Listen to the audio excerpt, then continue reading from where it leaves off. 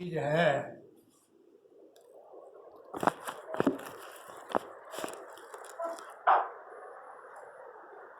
अगर कोई ऊर्जा है, कोई ऐसी एनर्जी है, तो उसका नाम है विचार। विचार से बढ़कर शक्तिशाली कोई चीज नहीं है। यही विचार जब नेगेटिव होता है, ऋणात्मक होता है, तो महाविस्फोट कर देता है जीवन में।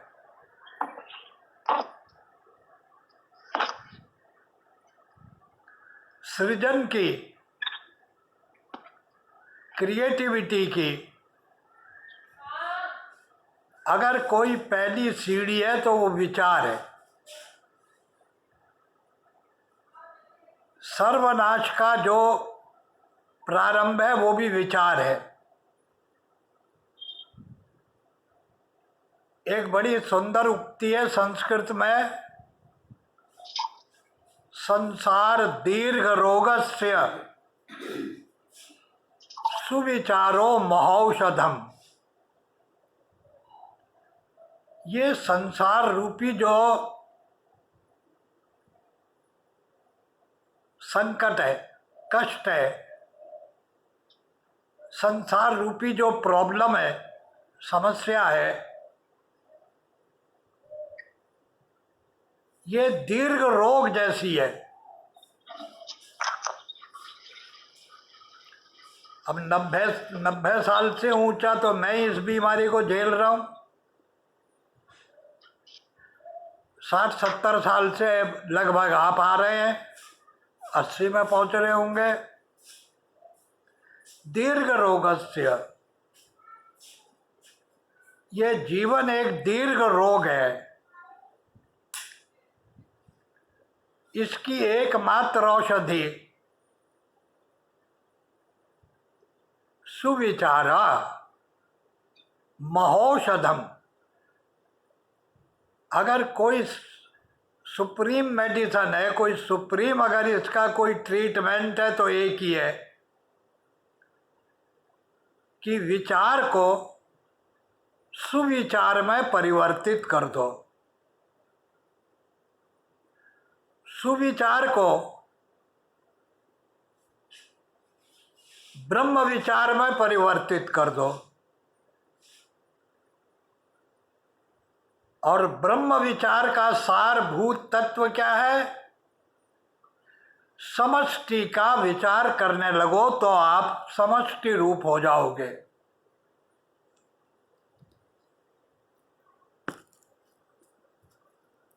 इस संसार में दो प्रकार के अस्तित्व हैं। एक अस्तित्व है जो बिल्कुल पराधीन है, गुलाम है।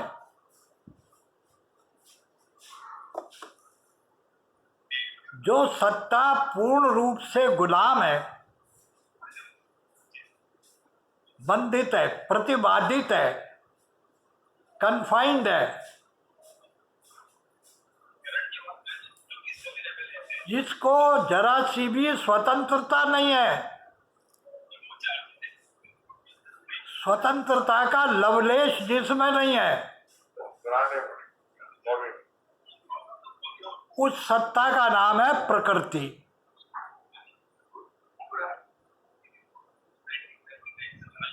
प्रकृति की कितनी बड़ी मजबूरी है। अगर पानी 100 डिग्री पर हीट हो जाए तो भाप बनेगा।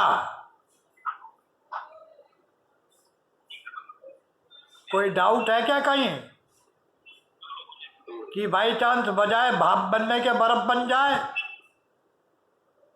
भाप ही बनेगा, क्योंकि प्रकृति को स्वतंत्रता प्राप्ति नहीं है। वो तो हजारों प्रकार के पाशों में, बंधनों में बंधी हुई है। हर कदम पर बंधन है। प्रकृति का कितना भी रूपांतरण हो जाए, ट्रांसफॉर्मेशन हो जाए, उसकी फॉर्म चेंज हो जाए, वो किसी और रूप में आ जाए, तो वहां के भी अपने बंधन होंगे, नियम होंगे।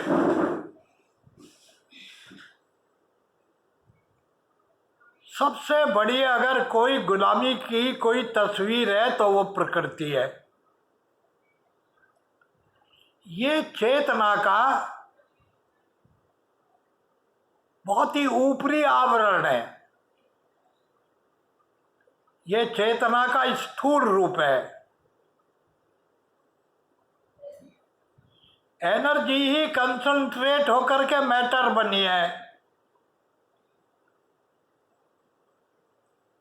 और ये जितना भी मैटर वाला सतह है, प्रकृति वाला सतह है,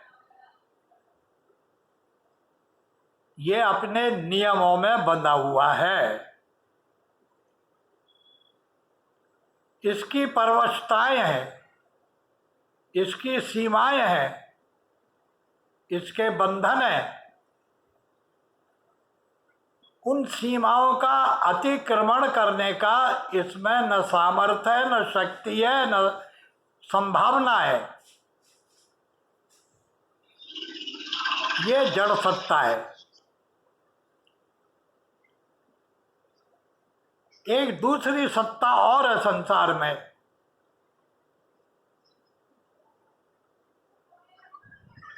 और उस सत्ता का स्वीकार करने का अर्थ होता है स्वतंत्रता की स्वीकृति।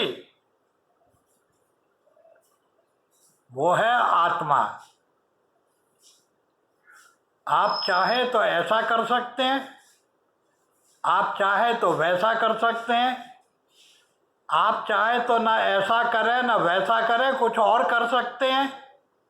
कर्तुम अकर्तुम अन्यथा कर्तुम समर्था। ये आजादी, स्वतंत्रता आत्मा को प्राप्त है। ये आत्मा जितनी जड़ता के समीप आती है, जितनी प्रकृति के समीप आती है, ये जितनी खुद जड़ होने लगती है, तो ये भी परवश हो जाती है, पराधीन हो जाती है। ये अभी कोरोना लगा था, तो इस कोरोना में आपने देखा लोगों की परवशता ने उनको कितना तंग किया। जिनमें न विचार की स्वतंत्रता है, न कर्म करने की स्वतंत्रता है।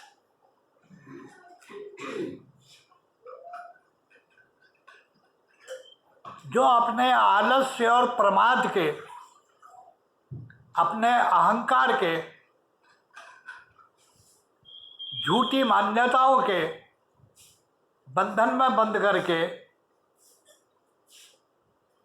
मनुष्य कितने प्रकार के दुख पाता है, कितने संघर्ष झेलता है।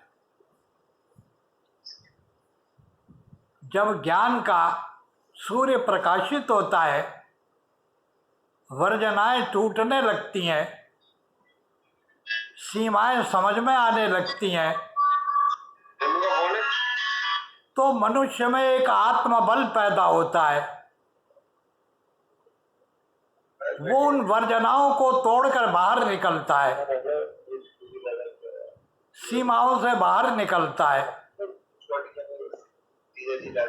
ये जितने भी प्रकृतिवादी हैं, मैटरलिस्टिक लोग हैं, नेचरवादी हैं,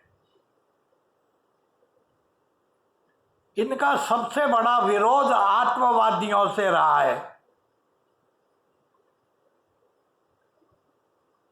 आपने देखा कि जितना नेचर का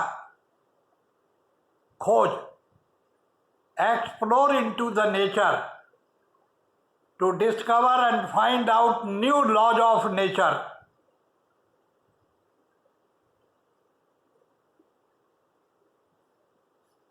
और उनका किस प्रकार से प्रयोग करके हम अपनी सुविधाओं को बढ़ाएं,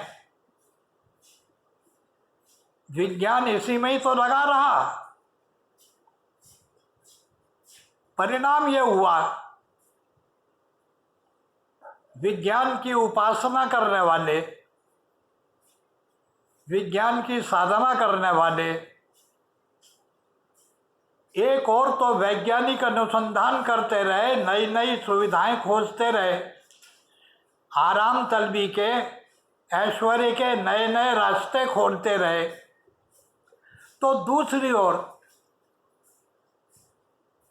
उतने ही मानसिक पराधीन होते चले गए। परिणाम यह हुआ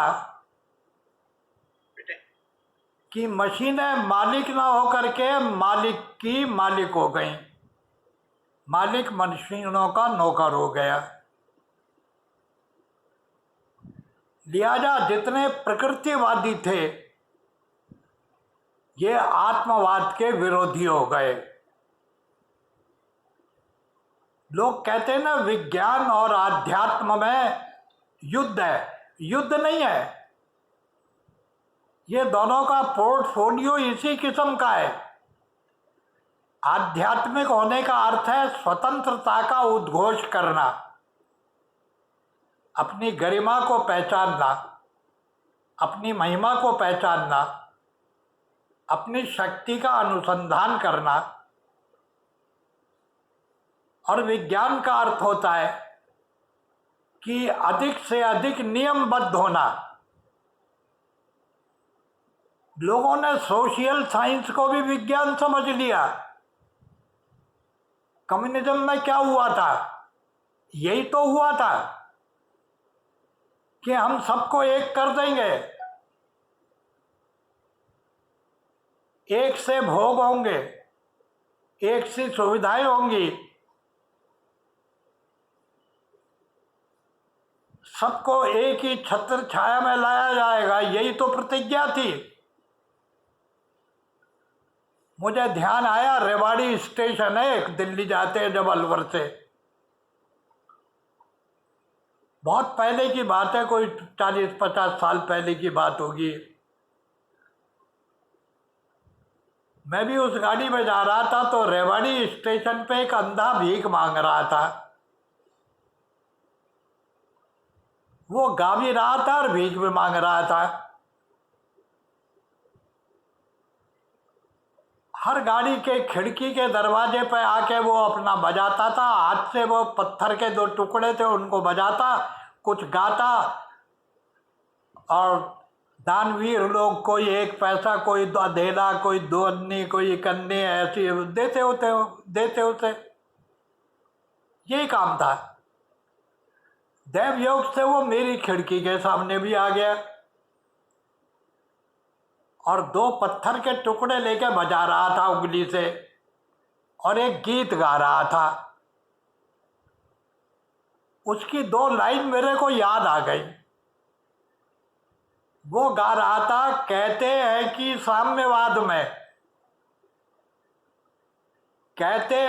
साम्यवाद में सबको बांटी जाएगी, या तो हमको भी मिल जाएगी या सबकी फोड़ी जाएगी। वो अंधा था, उसे नहीं मालूम था वो क्या गा रहा है। उसे नहीं मालूम था कि जो सुन रहे हैं वो कौन लोग हैं। देव योग से मैंने उसे रोक दिया। मैंने कहा, सूरदास जी जरा रुको 2 मिनट, ये गाना 1-2 बार और सुना दो, मैं आपको 1 रुपया दूंगा कलदार। ये कह के मैंने रुपया बजाया। खुश हो गया उसने, फिर 2-3 बार गाया। कहते हैं कि साम्यवाद में सबको बांटी जाएगी, या तो हमको भी मिल जाएगी या सबकी फोड़ी जाएगी। मैंने पूछा, बाबा ये तूने कहाँ से लिया? किसने पढ़ाया तेरे को ये भजन? ये तू कहाँ से आया? बोला बाबूजी ये तो नहीं मालूम है, पर ये मेरे दिमाग में कहीं मैंने कहीं सुना था, कहीं से आया। बड़ी सुंदर बात कही उसने, मुझे नहीं मालूम ये आया कहाँ से।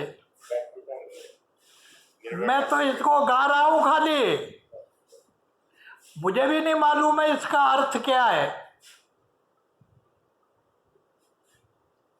जो विचारहीन लोग होते हैं उनके लिए ना मंदिर कोई चीज है ना मस्जिद कोई चीज है, ये आप ध्यान रखना। आप अकेले कहते रहो कि मंदिर मस्जिद सब एक है, आपके कहने से कुछ नहीं होगा। जब तक मंदिर मस्जिद को मानने वाला एक नहीं होंगे, न मंदिर मस्जिद एक होंगे न मस्जिद मंदिर एक होंगे। ये भेद की दीवारें खड़ी की गई हैं, ये कुविचारों की दीवारें हैं, ये रूहानियत से बिल्कुल अलग हैं।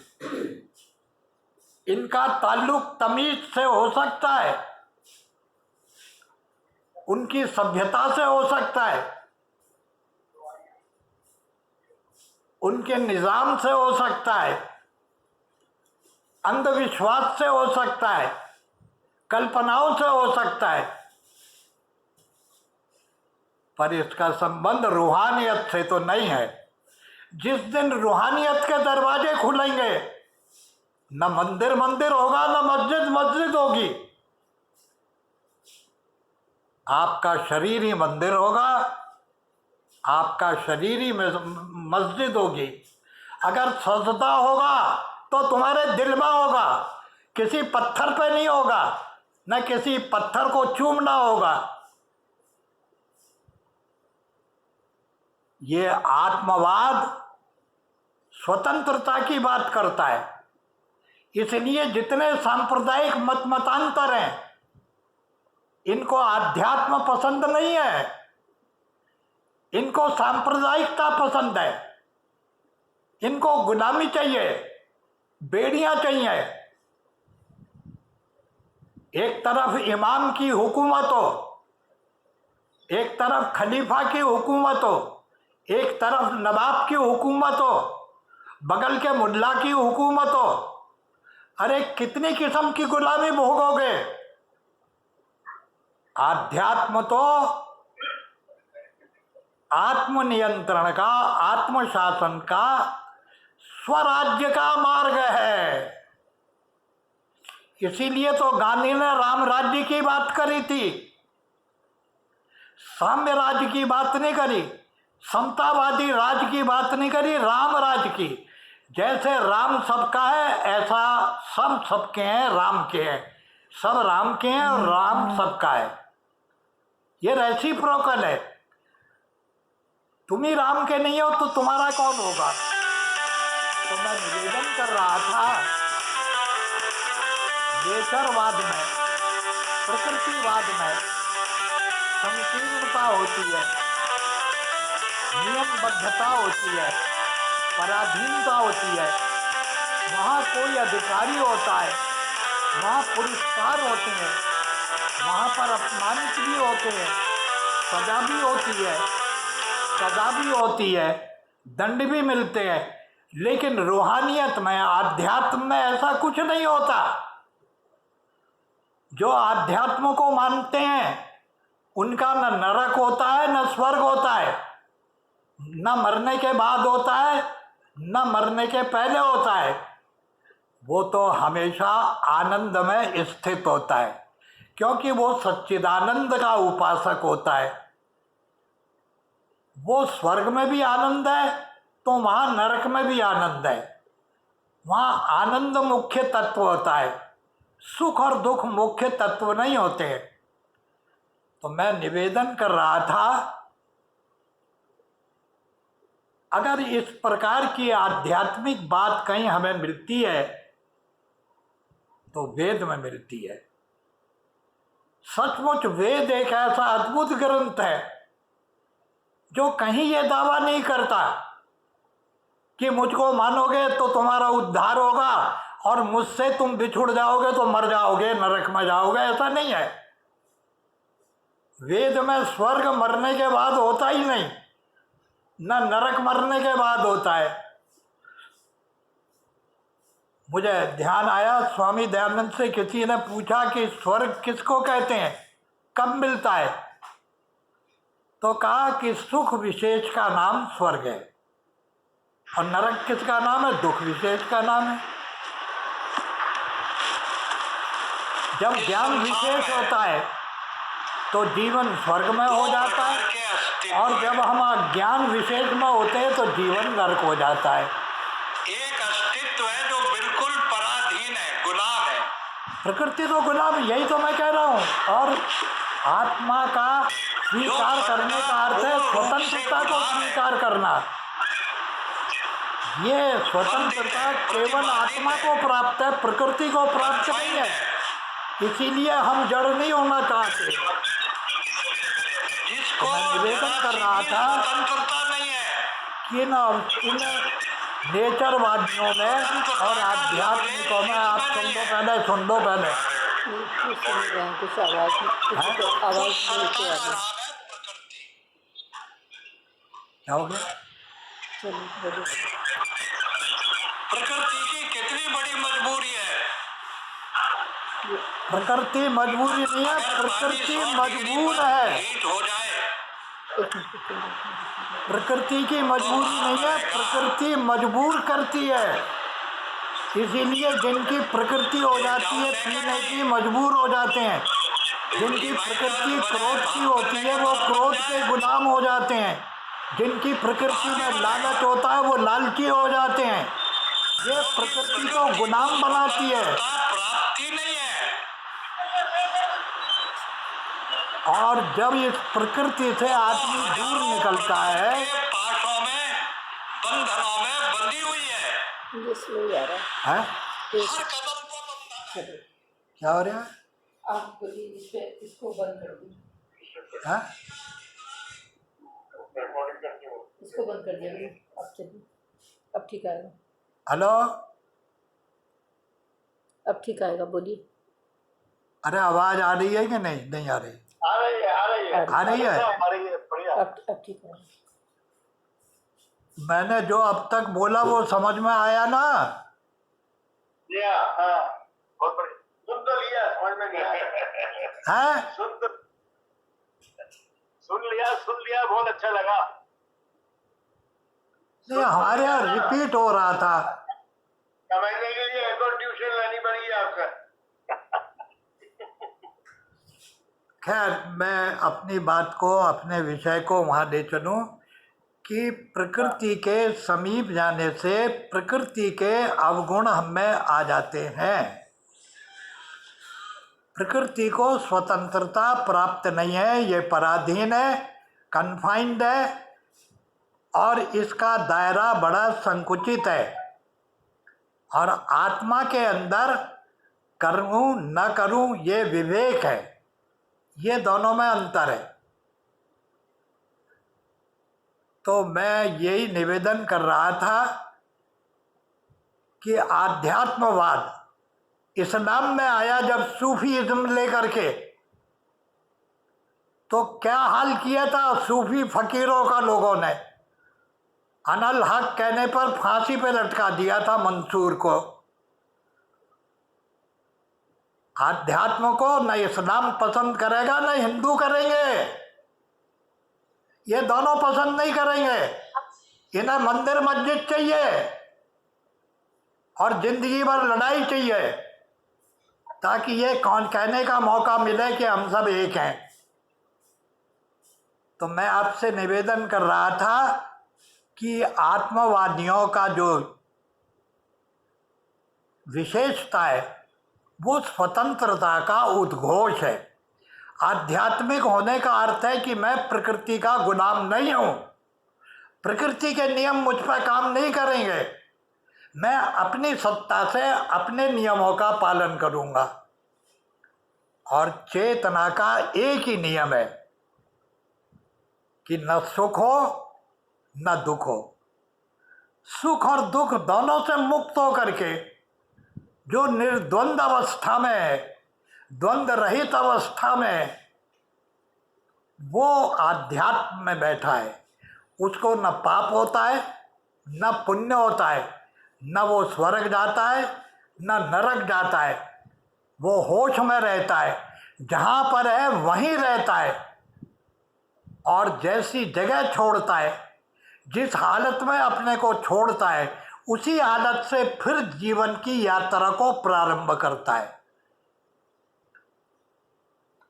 इसलिए वेद एक मंत्र कहता है, बहुत सुंदर मंत्र है, यजुर्वेद का मंत्र है, इंद्रम वर्धन्तो अप्तुरा कृणवंतो विश्वमार्यम अपगनंतो अरावण। देखो इस वेद मंत्र में एक बड़ी खास बात कही है, अपगनंतो अरावण। ये जो रावण भाव है, तेरे अंदर जो कृपणता का भाव है, संकोच का भाव है,